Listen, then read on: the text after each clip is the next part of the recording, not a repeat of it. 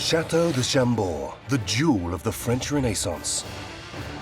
Situated 110 miles south of Paris, lost in the middle of a forest, is one of the most impressive chateaux in the Loire Valley. Its outline is enthralling. Its extravagance is overwhelming. With a 156-metre facade, this chateau has more than 400 rooms, 77 staircases, and 282 chimneys. Chambord isn't a chateau, it's a masterpiece. Surrounded by a 5,500-hectare park, the equivalent of a small city, this chateau's design is still a thing of wonder 5 centuries later. How were they able to achieve something so perfect in the 16th century? We're going to talk you through this incredible project which required monumental resources in the 16th century. 1,800 workmen worked on this project over the years. It was an exceptional project. What technical feats did these builders accomplish at the time in order to put together these revolutionary structures? This piece cannot be dismantled without the whole thing breaking. That's what's exceptional about it. We are dealing with something completely unique. From the monumental central staircase to the thousands of sculptures to the hundreds of chimneys that sit atop the building, what challenges had to be overcome in order to satisfy the every whim of the chateau's commissioner, King Francis I? The king takes a decision and it gets done. Taking on this project really became something of a financial drain. A project that also holds the story of a mystery that's never been solved. We have absolutely no floor plans at all. Why does the shadow of Leonardo da Vinci, the greatest genius of the Renaissance, loom across the Château de Chambord? He called Leonardo da Vinci my father. He was in awe of this illustrious old man. Using new 3D animation software, we'll roll back the clock and explore the timeline of this incredible structure unique in its time. I don't think we could create something better even now. Accounts from the best specialists will reveal the construction secrets behind this stone giant, now kept under very tight surveillance. 500 years after its construction, the secrets behind the Château de Chambord are finally being revealed.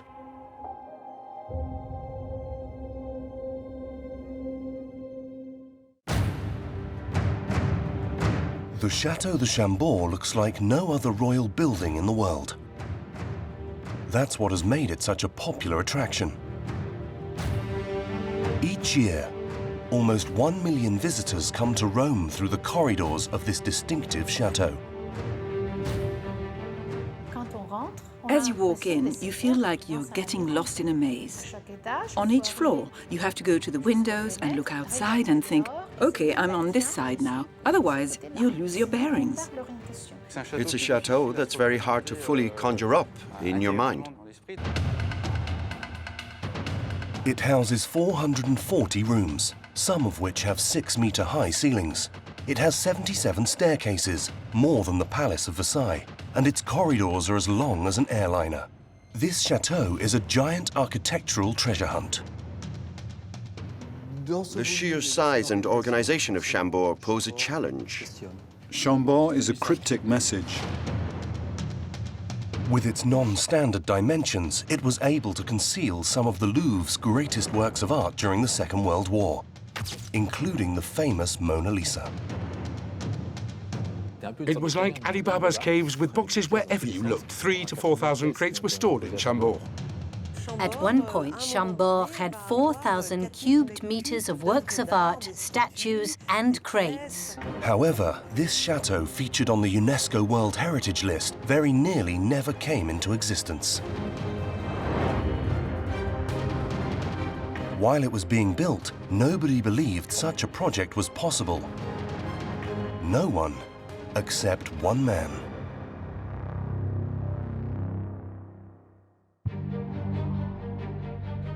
The year is 1518, here in the Loire Valley city of Blois, the home of the new King of France.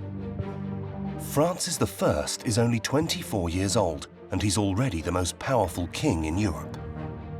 Francis I in 1515 was a feisty young man. He was an ambitious king, a strategic king, and a visionary too. We know his aim was to somehow become the Emperor of Europe.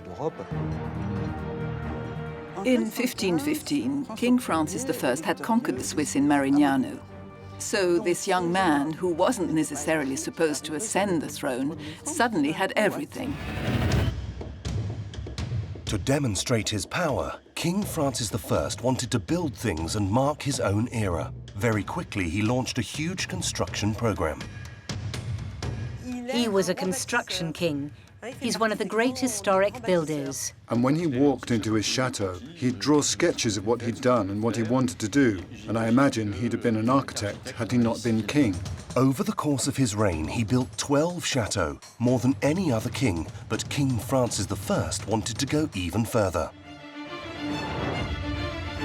And in 1518, he decided to invent a new type of chateau. One of his goals was to have a hunting chateau where the king could go with his ladies and his friends. It was the king's youth project. He wanted to erect a charming and splendid building here. It wasn't simply about building a place to live. It was about creating a unique architectural work of art. In order to build the chateau of his dreams, the king stopped at nothing. At vast expense, he hired the greatest genius of the Renaissance movement, Leonardo da Vinci. He invited him to France and offered him board and lodging. He had great admiration for this famous old man. He called Leonardo da Vinci my father. For Leonardo da Vinci, this project would be seen as his last chance to prove his architectural talents. At the time, he was 66 years old, and all his attempts had thus far resulted in failure.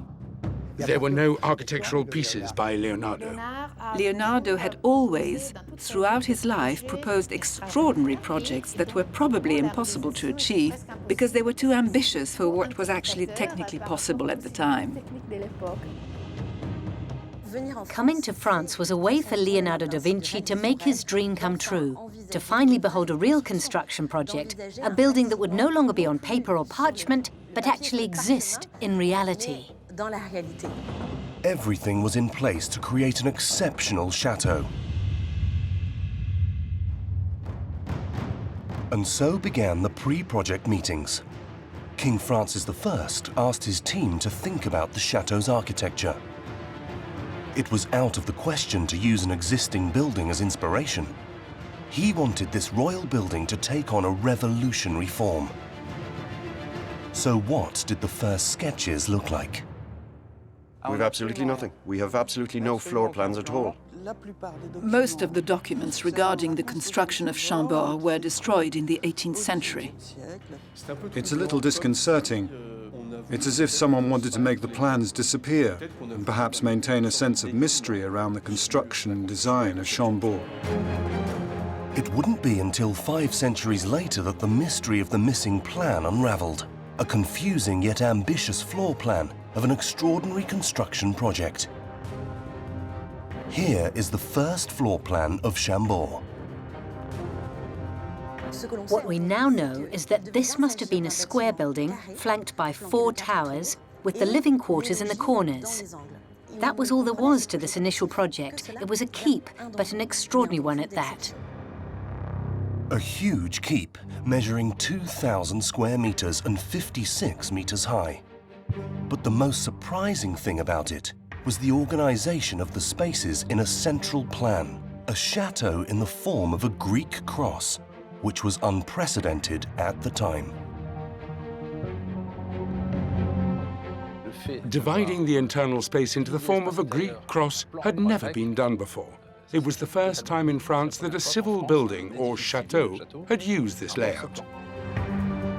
In the 16th century, royal chateaux were all designed based on the same model, like the one used here for the Château de Blois.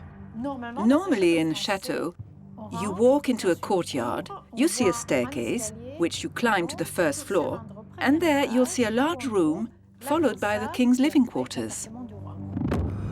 Quite unlike this square structure cut into 4 by a cross where all the living quarters are identical, including those of the king. The king had no suite of his own. The king was, in a very strange way, on a level playing field with other people. The keeps, as a place with no hierarchy, were a remarkable space. So whose idea was this architecture, so totally innovative at the time? Was this Leonardo da Vinci's signature? Leonardo da Vinci was obsessed with centralized and supersymmetrical layouts, and he used them very often. It's probably what he'd consider to be the perfect shape for a building. The leading theory today is that King Francis I incorporated the great master's recommendations. But the Italian genius is believed to have hidden a coded message behind this design. Initially, the building had a central symmetry. In other words, everything was organized around a central pivot. They set out a building project that adhered to an unrivaled symmetry, something that was completely unique. And they had what's known as a windmill layout. The same piece can be turned a quarter turn 4 times. And so the whole chateau is taken like that in a great movement of rotation and ascension. So there's really something there that reflects the spirit of the engineering behind it. This idea of rotation is an architectural hallmark of Leonardo da Vinci's. Leonardo had always been fascinated by swirls, anything that turns, anything that spins. And he'd find examples in nature, like whirlpools and whirlwinds. What motivated and fascinated Leonardo da Vinci was perpetual motion. There are indeed sketches that reflect this movement in the Codex Atlanticus. Since he was, if you like, a master of all the sciences, to some extent he combined them all when it came to his architecture. This extraordinary plan was approved by the king, who was seduced by the Italian master's innovative ideas. But one, and by no means the least, technical challenge remained. Leonardo da Vinci may have designed it, but they would still need to bring it to life. How could you get the workmen to actually make this? This became an even greater challenge since Leonardo da Vinci died on the 2nd of May 1519 at the age of 67, 4 months before construction began. His death did not stop the project going forward because King Francis had already decided that this chateau would be built come what may. He put Leonardo da Vinci's architectural plan into motion. And so, the builders had no idea of the scale of the task that awaited them on this extraordinary construction project. On the 6th of September 1519, several hundred labourers arrived at the location the king had chosen for his chateau, which was an awkward choice to say the least. The name of the place was Chambord, a wild stretch of lowland, isolated from everything. In the Middle Ages, palaces were normally built on hills, but here he'd chosen an area of lowland, and in some notebooks Leonardo da Vinci writes, "Use lowlands for buildings because it creates a greater element of surprise, because you'll discover the building at the bend of a path." King Francis I knew this land well, and he must have roamed across it while hunting deer, so he bought the land to build the Chambord estate. King Francis I saw things on a grand scale, a very grand scale. The Chambord estate is the same size as a small city. 5,500 hectares with a 20-mile-long wall, which makes Chambord the biggest enclosed estate in Europe. It made for wonderful hunting territory.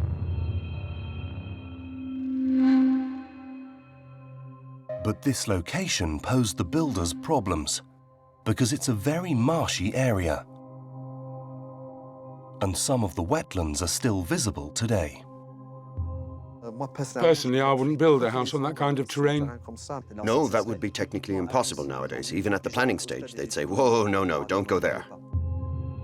Evidence of this susceptibility to flooding arrived in 2016, following record rainfall, leaving Chambord surrounded by water. The idea of building in the middle of a marsh and even extending into the marsh itself was a way of demonstrating that it was possible to surmount the landscape and overcome natural elements. Chambord dipping its toes in the water was actually King Francis I's initial dream. It's 2.5 miles from the Loire River, and Francis I's intention, which we know because of archives of orders he made and invoices for his orders, was to divert the Loire River, which wasn't far away, and turn Chambord into an island. An abandoned project that came to life 500 years later, thanks to flooding.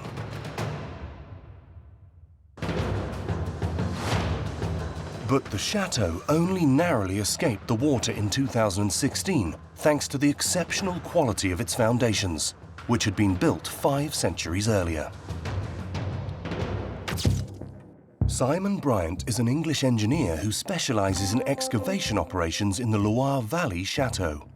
According to him, the greatest challenge faced by the laborers was making sure the building didn't collapse. You have to find a base so that buildings with several stories and huge stonework just don't collapse, because small movements in the foundations, even little compressions, can sometimes have rather devastating consequences.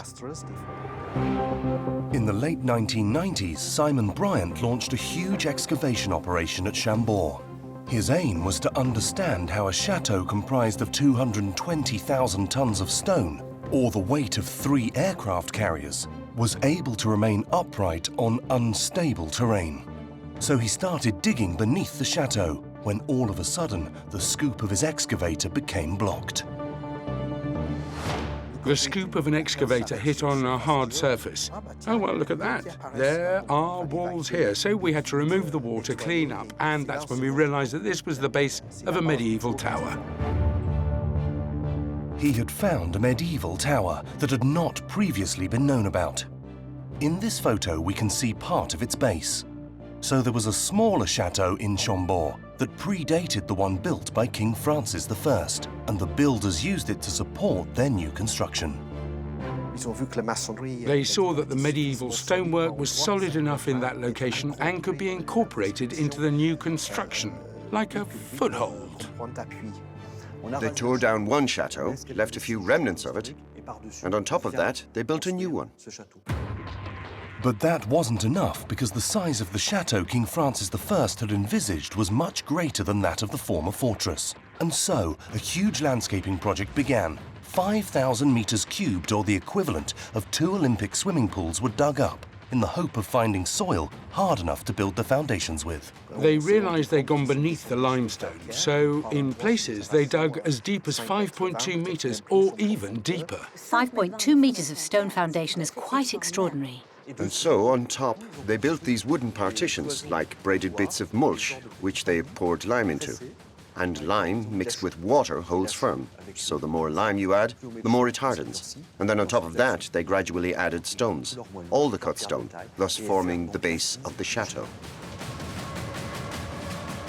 It wasn't until 4 years after the project started that the foundations were actually finished. 4 years of digging and compacting the soil before they could even start building the walls. A monumental task. In addition, the original teams assigned to manage all of this were all quite old, died shortly afterwards and had to be replaced, so there were some fairly complex setbacks for the project to begin with. But the difficulties had only just begun for the Chambord laborers, because it was now time for them to build the most architecturally important part of the chateau, the keep's central staircase. Whichever way you enter the building, it's the first thing you see. It's really magical. It's really a key structure. It's really a work of art within a work of art. It was the first time someone had given so much importance to a staircase within a building. A splendid staircase with a rare technical characteristic. It's a double helix. In other words, it's made up of 2 176-step spirals, which sit one atop the other without ever merging. It's a bit like the structure of DNA. For this construction project, sculptors and stonemasons would be working on a double helix staircase of inordinate proportions. It's almost 9 meters in diameter and over 20 meters high. It was the first time someone had made this kind of thing. As incredible as it may seem, the tools the builders used for the staircase were as basic as hammers, calipers, and ropes. So how were they able to produce this architectural feat that still remains unparalleled to this day? The first clue lies 12 miles from Chambord, in King Francis I's first chateau. One of the main models for making this was a basic staircase, the staircase in the Château de Blois. This giant single ascent staircase is very aesthetically similar to that of Chambord, with its exposed banisters. This is evidence of the inestimable expertise of the region's craftspeople, whom King Francis I was relying on for the construction of his masterpiece. And it was certainly no coincidence that the master stonemason from Blois was then sent to Chambord, because it required a great technical mastery, particularly the way they grouted the stones and joined it all together, which was no mean feat. It was a lengthy endeavor. Each stone had to be cut according to the drawings and the sketches. In reality, all the blocks were positioned perfectly and adjusted without joints. It was completely transparent. And so this means the workmanship is just phenomenal. In order to truly appreciate the remarkable quality of this creation, the Chambord staircase was scanned by a group of researchers in 2011. The staircase is, by its very nature, extremely three-dimensional, so a conceptual plan cannot do this staircase justice. The only way to represent it in a relevant way that can be significant enough for use in the future is to see it in 3D. Over 200 scans were required to reproduce the Chambord staircase in 3D. And the result was astounding. So you get a sense of the whole space and you can see through the material. The digitalization then makes it possible to create a unique model of the staircase. It's the first and only model of its kind. To my knowledge, it's the first time there's been a 3D print of this level of quality from a laser scan of a staircase this big. This model is proof of this staircase's perfection. The demonstration is really all about the movement and realizing that you can unscrew it. If it wasn't perfect, you wouldn't be able to unscrew it. So this movement isn't possible unless the geometry is perfect. I don't think we could create something better, even now. It's as simple as that. Even with our modern technology, I don't think we'd be capable of doing any better. But one question remains regarding this architectural feat. Who was the designer? Leonardo worked a lot on simple staircases, double staircases, triple staircases. He was the multi-staircase specialist. This theme kept rolling through his head and among the group who designed this extraordinary chateau. It absolutely had to have been Leonardo whose idea it was to give it several twists and also to place it in the middle of a building with a central plan. 5 years after the work began, King Francis I's dream started to take shape. But a terrible event threatened the whole project. In 1524, King Francis I went to wage war in Italy and was captured during the Battle of Pavia. It was the equivalent of a world war at the time. King Francis I was imprisoned in Spain, thus placing the continuation of the work on Chambord in danger. So there was no money for Chambord and construction stopped. For 2 years, the project was placed on hold. In October 1526, the king was finally liberated in exchange for his 2 sons. He decided to resume construction of the chateau. But there was one small problem. He wanted to review the initial design and demanded modifications, which would ultimately have serious consequences. When King Francis I returned to France in 1526, Chambord started changing shape. In October 1526, they decided to expand Chambord and to add to the existing keep, which had been built up to the first floor, and to add a whole system of walls with 2 wings, the royal wing on one side and the chapel wing on the other. It would involve building an extra several thousand square meters, a colossal task for the laborers. I believe his state of mind had changed, and Chambord now needed to be updated to reflect the life of a king, who may have been young, but was becoming increasingly king-like. There was no way the king could be housed in the same keep as his court. He wanted his royal accommodation sheltered from view. What he really wanted was to distinguish himself from the masses of courtiers who visited Chambord and no longer live in the keep. Moving into a wing would reaffirm his distinction with bigger living quarters that were different from the others. I love this royal abode because on the first floor you have King Francis I's bedroom, his living quarters, and his chapel. And then you go up a small hidden staircase to find the bedroom of the king's mistress. I love it because it's spiritual pleasure and then carnal pleasure. How wonderful. This royal wing proved to be a real brain teaser for the builders, because they had to completely rethink the architecture of the keep. In order to enable circulation between the keep and the royal wing, they had to flip one of the corners. Otherwise, you couldn't get through. You'd hit a wall. So they decided to flip the corner in order to integrate a passage into one side, a loggia that linked to the royal wing. A reversal that made the project even more complicated. Not only was he breaking from the original plan for the keep, which had perfect geometry, but he was also forcing them to modify some of the stonework that had already been built. This is the case for the chateau's latrines, the septic tanks of that time. They were formed of a double cesspit, a big one and a small one, connected by a pipe from the higher floors. But it was impossible to preserve this system in the North Tower, once it had been inverted.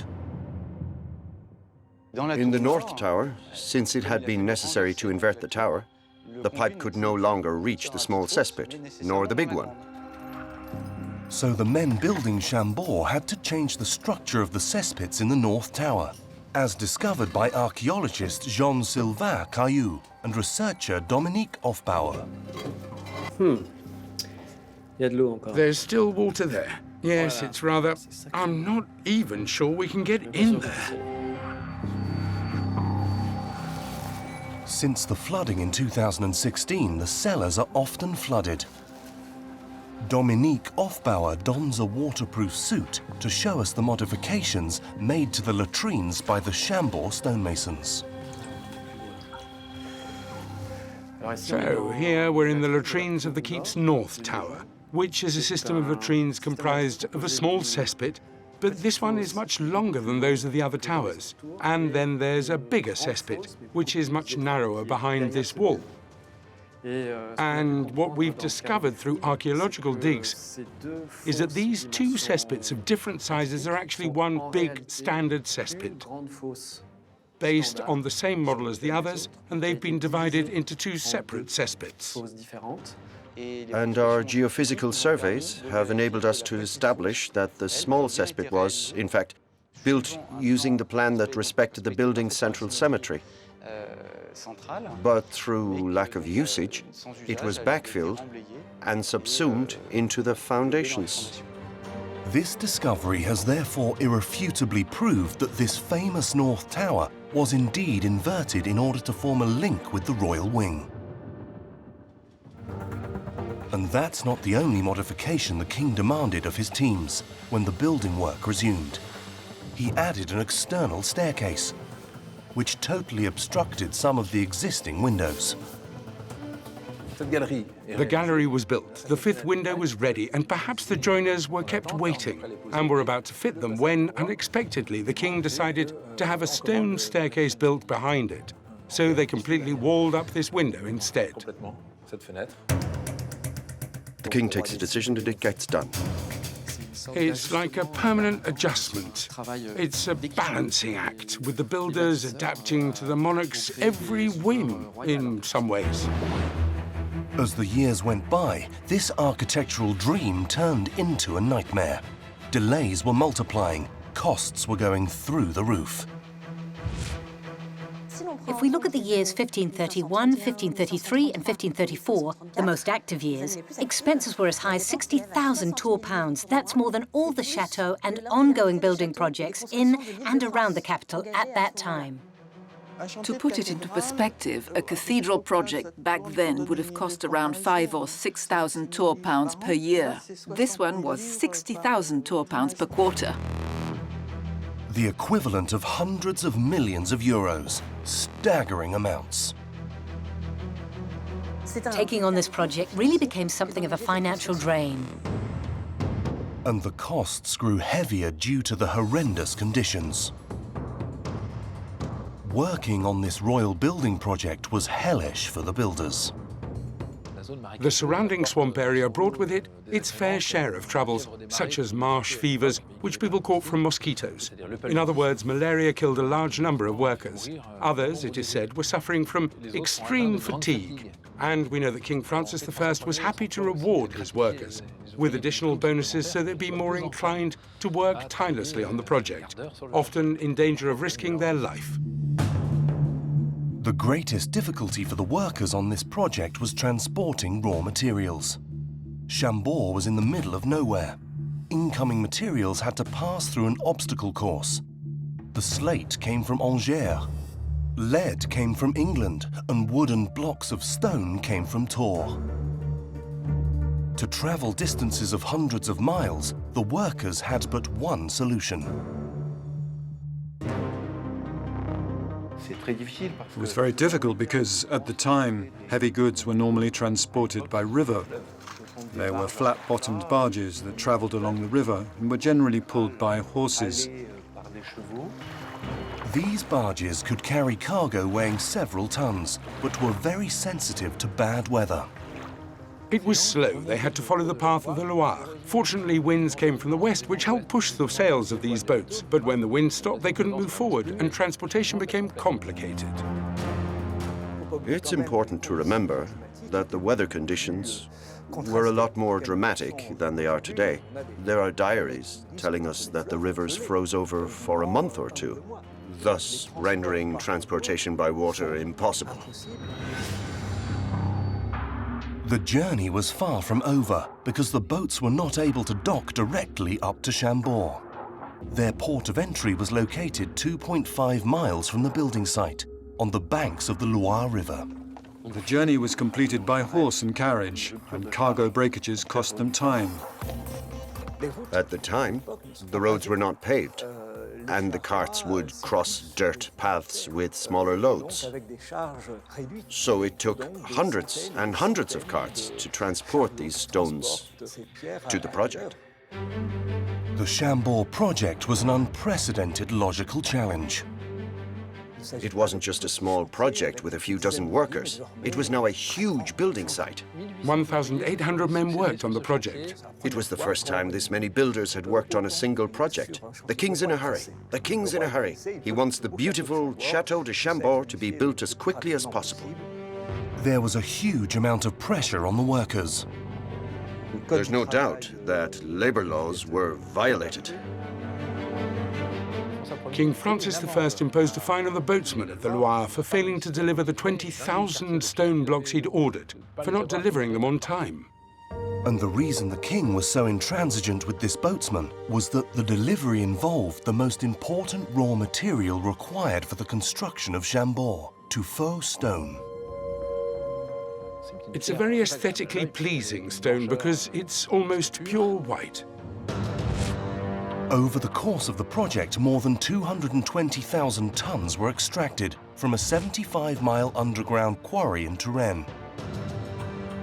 It's a stone with an incredible advantage. It's very easy to sculpt. It's a stone that actually contains as much emptiness as it does matter. Half of its volume is air. I don't even need a hammer for this stone because it's really very tender, so you can carve it straight away, like a sculpture.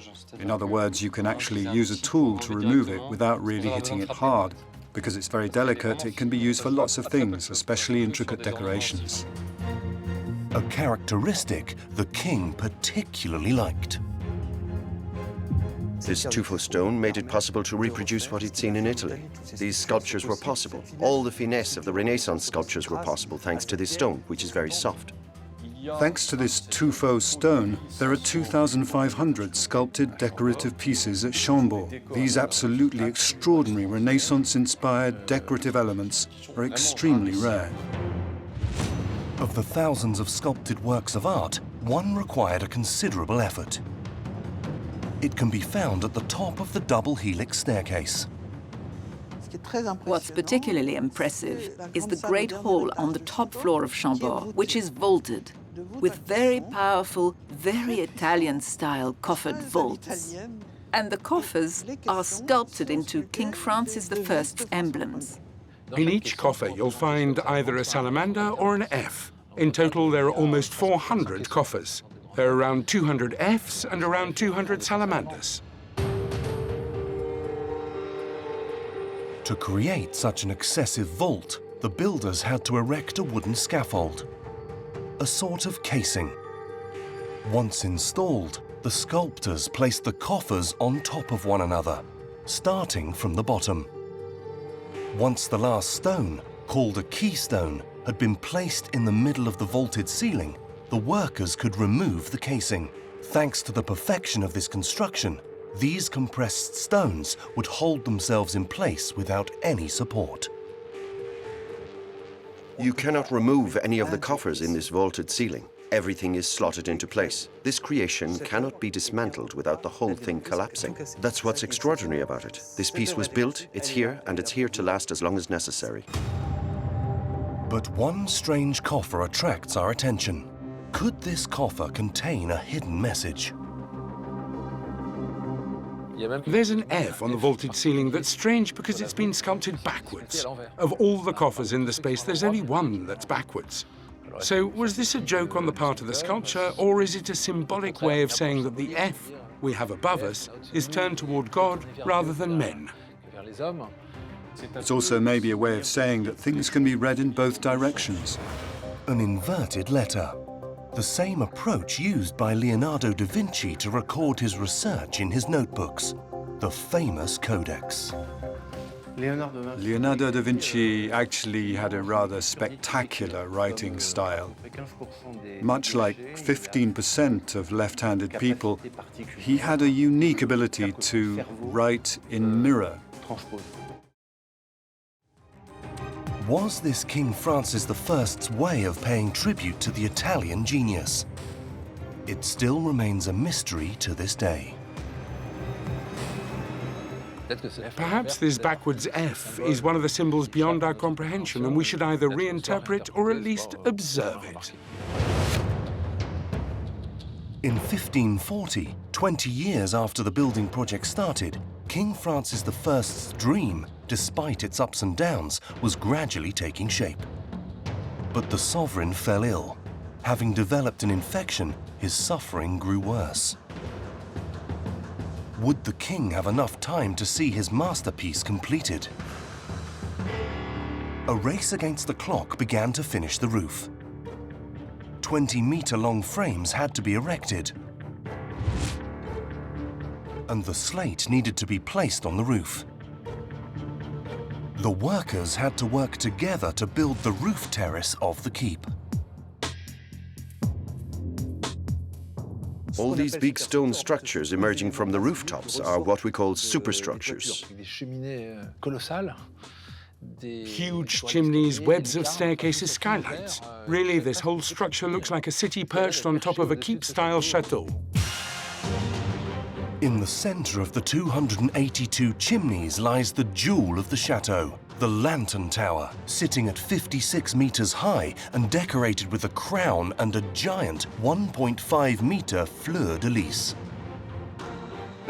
Up there, at the top, is the finest royal crown. In other words, the crown reserved for the imperial leader. That is to say, the crown that represented the greatest power in the world at the time. This exquisite tower weighs more than 40 tons, or the equivalent of a military tank. This weight, in addition to the other superstructures, required the construction of special walls that could support this excess weight. Some of the walls are almost 2.5 meters thick. You should see the walls at Chambord. They're absolutely huge. But the greatest challenge of this lantern tower was its elevation. How can you get 40 tons of stone 56 meters in the air with brute force alone? They know the weight, they know the risk of crushing or something similar, and any wooden scaffolds may just collapse. Yet again, the labourers had to adapt their techniques to the excessiveness of the tower. They used a simple but extremely effective tool, the famous treadwheel crane.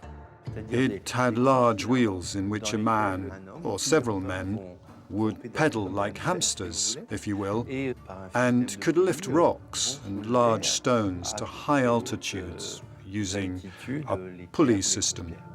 Thanks to this ingenious system, one man can lift an object much heavier than himself.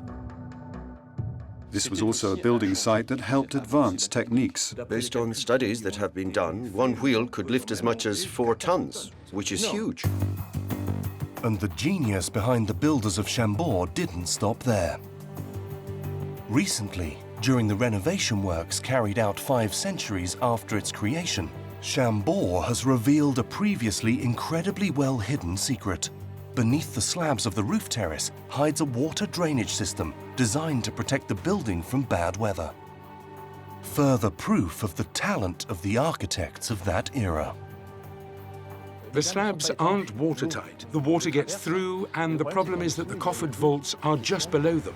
As a solution to this, they developed a hydraulic drainage system, the likes of which had never before been seen in France. The idea is that beneath the rooftop slabs, the stone slabs, there's a real roof with tiles like this in a U shape, which collects the penetrating water from the rooftop and drains them into 2 conduits at the base of the vault, which are slightly tilted outwards, and then they link with the small lead channels towards the water spouts. The construction of this chateau almost saw completion, but everything stopped in March 1547, 28 years after the project had begun. King Francis I died of septicemia at the age of 52. The king never lived to see his architectural masterpiece completed. We've obviously tried to look into how much time King Francis I spent at Chambord. Based on what we now know, it was around 73 days. The Chambord project lasted 28 years under King Francis I. But the building wasn't complete because the chapel wing hadn't been finished by the time King Francis I died. The enclosure around the courtyard had been started but not completed. His son, Henry II, took over the project for a few years. But it was Louis XIV, the Sun King, who added the final touch to this masterpiece. This was around 1680, more than a century and a half after the project had begun. Louis XIV finished it, respecting the overall design. He didn't add any Baroque wings. He did change the style of some of the windows, but he was aware that he was in the presence of an incredible work of art. In order to finish the work, Louis XIV brought in the best in the business. He came with the mastermind behind the Hall of Mirrors at Versailles, Jules Ardouin-Mansart. At Chambord, Jules Ardouin-Mansart finished the work on the chapel. He built the attic spaces atop the lower enclosure. But the Sun King didn't stop there. He created a whole new backdrop for this unique chateau. Louis XIV felt as though it wasn't just the chapel and lower enclosure that were left unfinished. The area immediately surrounding the chateau was still a swamp. I think they quite often found themselves traipsing in water. And that didn't suit the Sun King.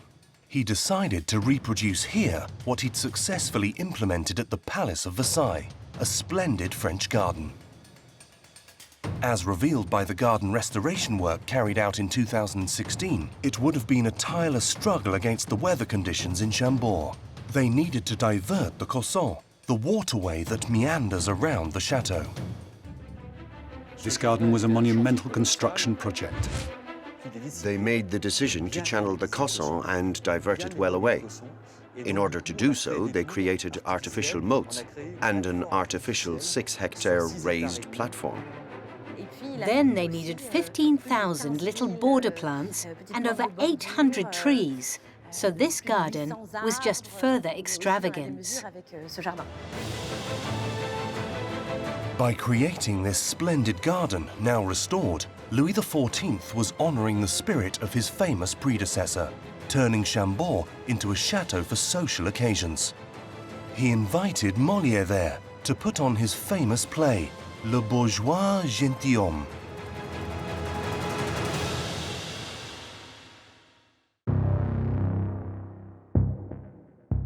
But nowadays, 500 years later, Chambord is a giant mass of stone with clay feet. The famous Tuffeau stone is being eaten away at by a mysterious disease. Here's a bit that's healthy, which sounds full when you knock here. It sounds hollow, so this is where the crack has started spreading. Tuffeau is a soft stone. It's a porous stone, and it absorbs water. And then it dissolves and eventually falls. And if chunks of stone fall, that can be extremely dangerous, both to the public and to the building itself. A few years ago, a huge block of stone fell on the terraces and fortunately did no harm. But this does show how urgently Chambord's stone disease must be diagnosed. Since 2011, the chateau has been granted an in-depth medical examination, carried out by a team of scientific experts. Myself, at Chambord, I'm like a stone doctor. In other words, at Chambord, I take samples, like a blood sample you'd give at a hospital. I then analyze the sample and identify the disease. Is it healthy? Are there pollutants involved? Is there something wrong with it? If there's something wrong with it, where's the problem? Using X-ray analysis of the samples and temperature sensors, more than 14,000 stones at the chateau are being referenced and monitored on a permanent basis. Chambord is the only chateau in France with its own health record. This health record lets us know whether the stone degradation is speeding up in certain places, or whether we can actually wait a few years while we work on an area that requires more urgent attention. Faced with this danger and this disease eating away at the stone, action had to be taken. For several years now, teams have been busy renovating this Chambord treasure. And it's a sizable challenge. Even just replacing a few stones, erecting a scaffold, redoing a few sculptures can cost €2 million in one go. This masterpiece is now under strict surveillance and is still yet to reveal some of its secrets. In recent years, researchers may have uncovered new avenues to unravel the mysteries behind the initial Chambord design. An initial design that might not look the way we'd expect it to. Until now, we believed that the enclosure part wasn't foreseen in the 1519 design. But as it turns out, we're having doubts about that now. Perhaps it was foreseen, but it would have been completely separate from the keep, which would have been very distinct and separate from the enclosure. It's at 2.7 meters. In order to check this, further excavations have been carried out in the chateau's moats in the hunt for remnants from the past. And there are older pieces of stonework that could perhaps correspond to an extension of the lower enclosure. We're measuring them, and then we'll compare them with some of the designs to try and see whether we're on the right track.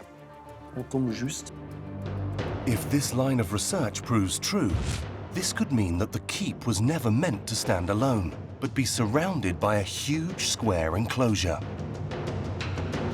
An architectural design that's reminiscent of certain religious texts. The design with the courtyard and surrounding walls was used for the ideal city. Heavenly Jerusalem in the Apocalypse, according to St. John. Was King Francis I's much-desired Château de Chambord designed as a representation of God's home on earth? What's interesting about this hypothesis is the very mathematical interpretation of this new design of Chambord. In other words, They'd have had this 3x3 grid with 9 squares, with the keep occupying the central square. It was an extremely intellectual and mathematical design. You can't help but recognize the marks of one of the greatest geniuses of all time, Leonardo da Vinci. He was convinced that the world was written in a mathematical language. Ultimately, Chambord's a bit like a stone version of Leonardo da Vinci's Mona Lisa. Almost 2 centuries of work, technical feats and engineering genius helped this mesmerizing and majestic chateau rise from the ground. A gargantuan project for a legendary chateau. If King Francis I's aim was to dazzle the world, then he's certainly succeeded.